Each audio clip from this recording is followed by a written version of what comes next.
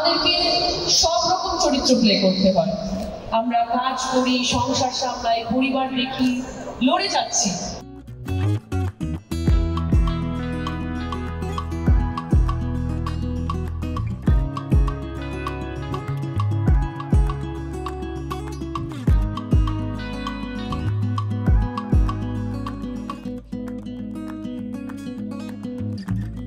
পুরো গাড়ি আছে এবং এরাই ছবিটা বানিয়েছেন এবং আমি একটি অসাধারণ চরিত্রে অভিনয় করেছি, যে চরিত্রটা আমার মনে হয় যে কোনো অভিনেতার জন্য পাওয়াটাই একটা বড় আশীর্বাদ।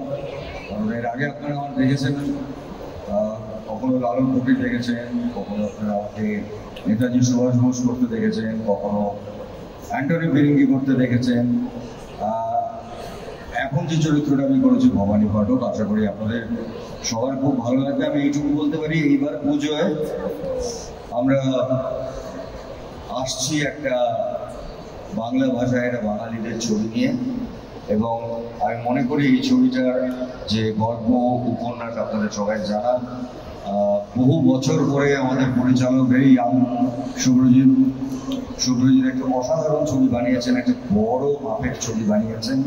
কারণ বঙ্কিমবাবুর উপন্যাস নিয়ে কাজ করা খুব কঠিন, কারণ ওনারা যে কোনো উপন্যাস, যে কোনো আমরা পড়েছি ছোটবেলার থেকে, সেটা ভীষণভাবে একটা বড় স্থানের, একটা বড় মাত্রা, সেটা সিনেমা করা।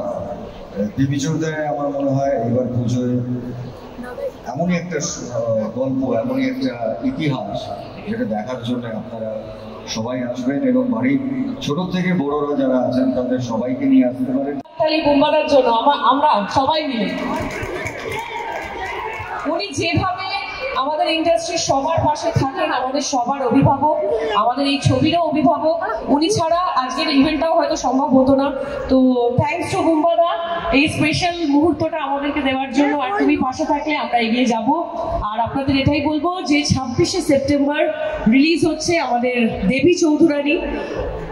এটা সত্যি একটা হিস্ট্রি, আপনারা প্লিজ যাবেন।